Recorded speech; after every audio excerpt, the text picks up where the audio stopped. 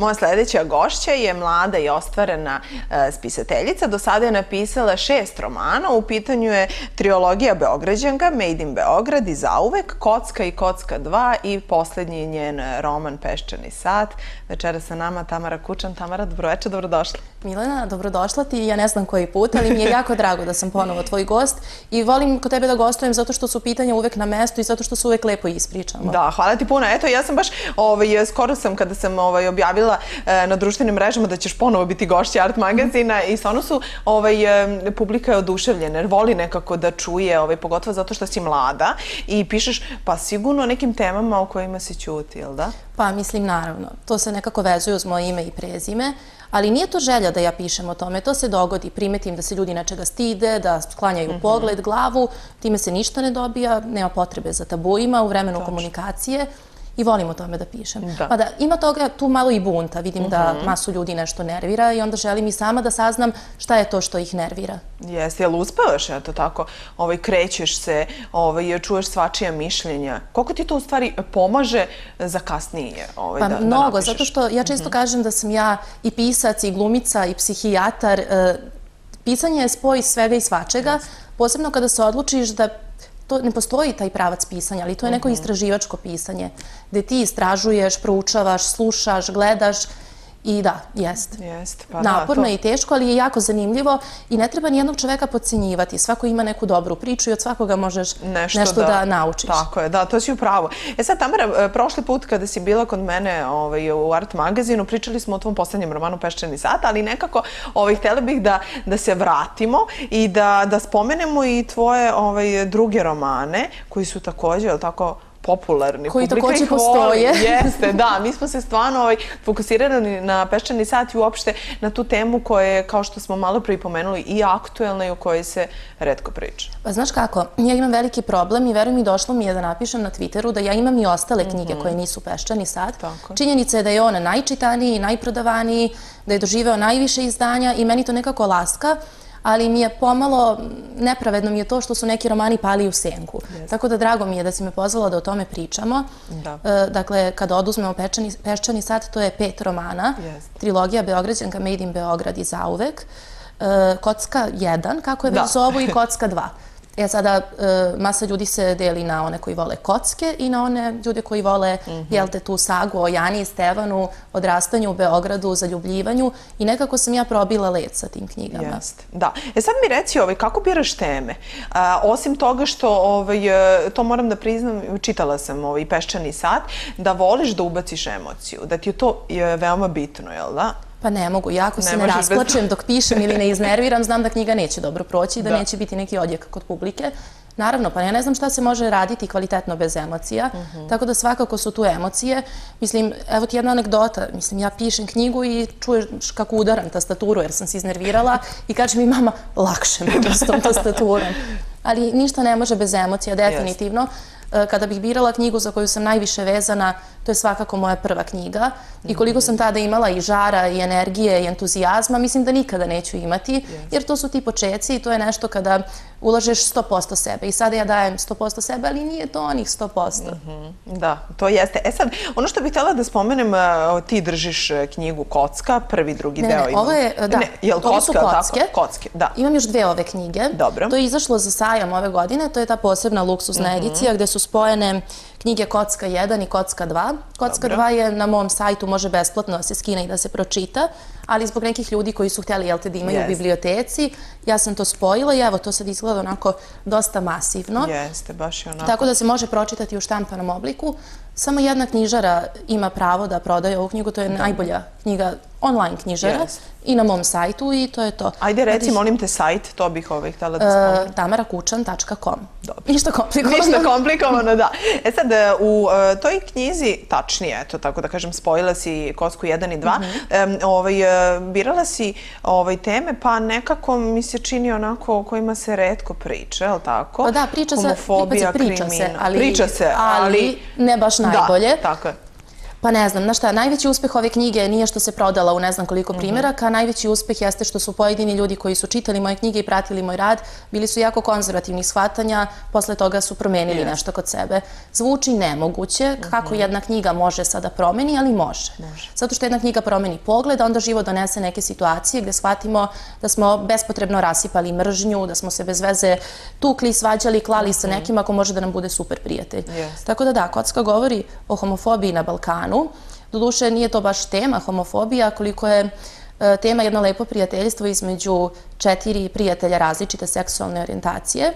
Mija je biseksualna devojka, Ana je hetero devojka, ali ono što nju vezuje, jel te, za homoseksualne junake jeste što isto prolazi kroz nešto o čemu se ćuti, a to je nasilje nad ženama.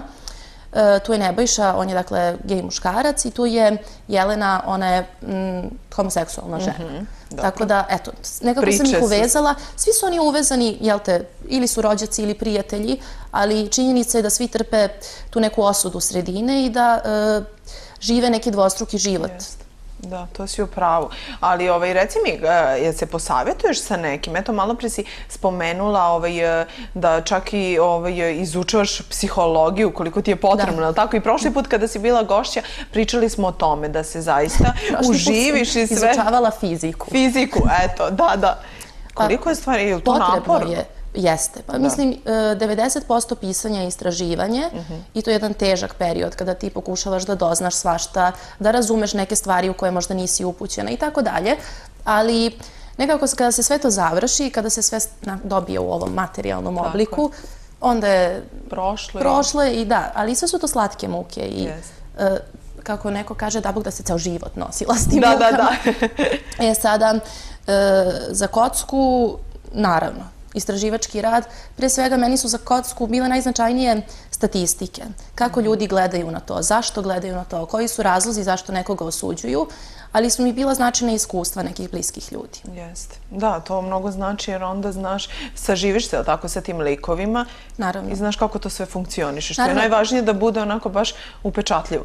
Pa mislim da ti ne pričam da tako umem da izađem i da onda kažem ju vidi evo je Jana, ovaj može da bude Stevan, a ova se ponaša kao Jelena. Tako da ja zaista izgleda imam neku deformaciju u mozgu.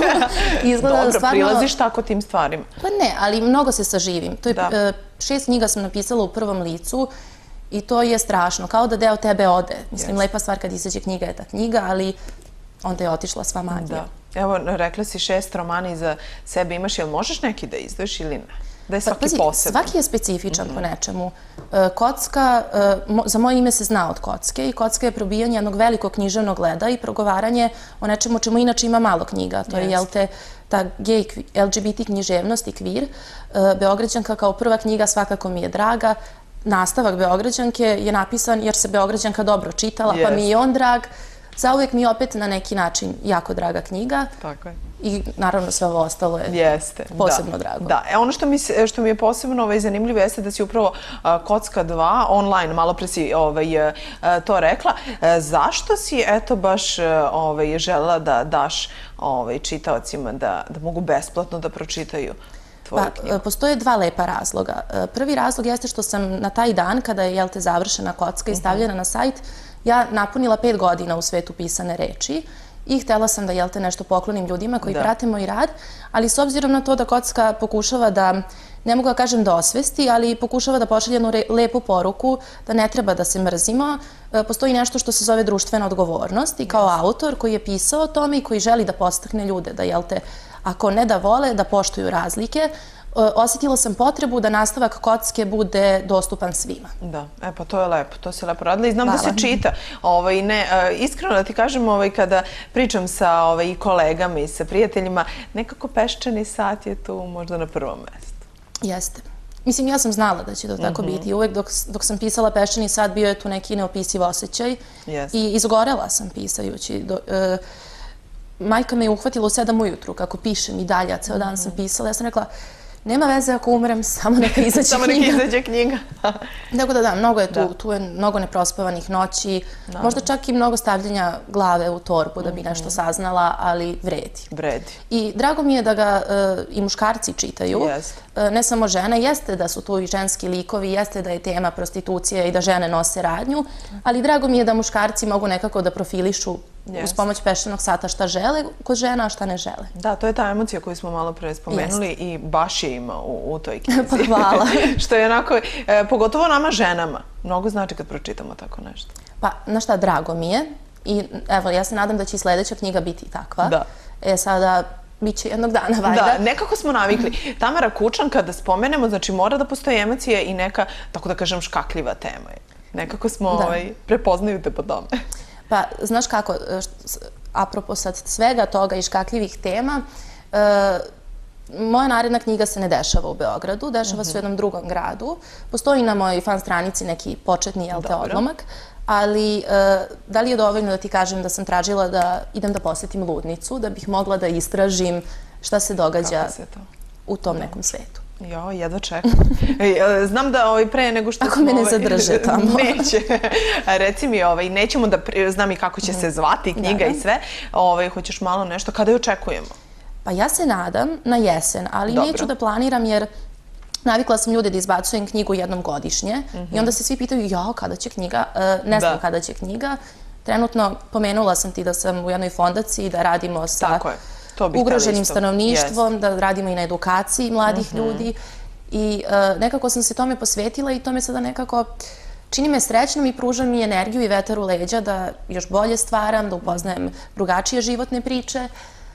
Ja se nadam na jesen. Meni je želja da to bude sajam i da bude promocija na sajmu, ali vidjet ćemo.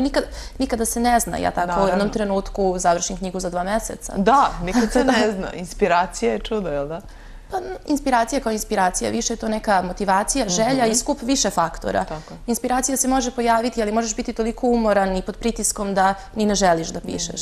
Da, dobro, čekamo jesen. Ili ako bude za 2 meseca, ja bih voljela. Sad bi bilo dobar što da izađe sutra. Da izađe sutra, online. Šalim se, nećemo. Dobro.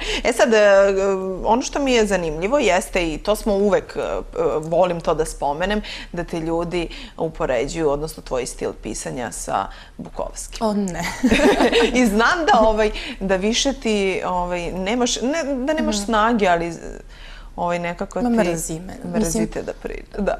Ok, da, ima sličnosti, ali znatno ima razlika i sada pošto smo pričali o svom tom istraživanju, profilisanju, različitim pričama koje slušam, ljudima koje posmatram, Bukovski je bio pisac trenutka, a kod mene je taj trenutak onako dosta duži i zahteva jedan ogroman istraživački rad. Ja mislim da sam se ja negde posle Kocke odcepila od tog Bukovski, ali to će ostati... Ostaće, pa da. Bukovski, članica Udruženja književnika, to su neki stvari... Najmlađi član, je li tako? Nisam više najmlađi, postoji neko mlađi. A, dobro. Ja mislim da li ima 18 ili 19, tada sam bila najmlađa. I na neki način mi je drago, ja jedva čekam da neko kaže nešto novo. Naprimjer, ne znam, naći će već etiketu, kod nas nalaze lako etikete. Tako je, da, to si upravo. Sad, malo pre si spomenula humanitarni rad, pored pisanja, se baviš i time, humanitarna, tako, fondacija, Radio Rom. Hoćeš da nam kažeš nešto više o tome? Upoznala sam divne prijatelje na sajmu knjiga, pored kupovine, prodaje knjiga, tu je i lepo druženje. Udružili smo se, to su ljudi koji imaju izdavačku kuću Rom produkcija i shvatili smo da imamo isti cilj, a to je pre svega edukovati mlade, pružiti mladima neko obrazovanje koje im je možda nedostižno ili edukacije, ali i pomagati socijalno ugroženom stanovništvu. I ono što je glavni cilj, pored svega toga, jeste da se nekako probudi solidarnost u društvu. I kada vidimo nekoga kako prosi, nekoga gladnog, bez novca, mi nismo solidarni. Mi samo prođemo i kažemo, o Bože, dobro je da to nisam ja. Ideja je to probuditi pre svega u mladim ljudima. Ono na čemu ja radim u toj fondaciji jeste organizacija kulturno-edukativnih sadržaja. Pravili smo tribinu o Međunarodnom danu sećanja na žrtve Holokausta, potom o LGBT i queer književnosti i tako trudimo se da zaista ponudimo mladima neki kvalitetan sadržaj. Sad organizujemo Svetski dan Roma. To neće biti nikakav vašar, jer ja kada kažem ljudima pomisle da će to biti neki cirkus, ne. To će biti divne izložbe, uglavnom romskih slikara. Tu će biti predstave, bit će operske, ne znam, pesme, bit će fantastično. Tako da eto, sada sam, Lepa jel te, u priča. tome. Da. Dobro piše što smo rekli, možda očekujemo na jeseni novi roman. Hvala ti puno, Tamara, što si bila gošća Art magazina i nekako mi je posebno drago kada dođeš u moju emisiju. Evo, nekako smo se odomaćili, jel tako? Pa jesmo, ja sam tebi rekla, nabavi mi jedan krevet i ja ne moram ni da odlazim, spavam do jeseni. Tako je. Hvala ti puno, ja se nadam i pre jeseni da se vidimo. I ja se nadam. Drago mi je da smo se opet ispričale. Tako je, hvala ti puno još jednom.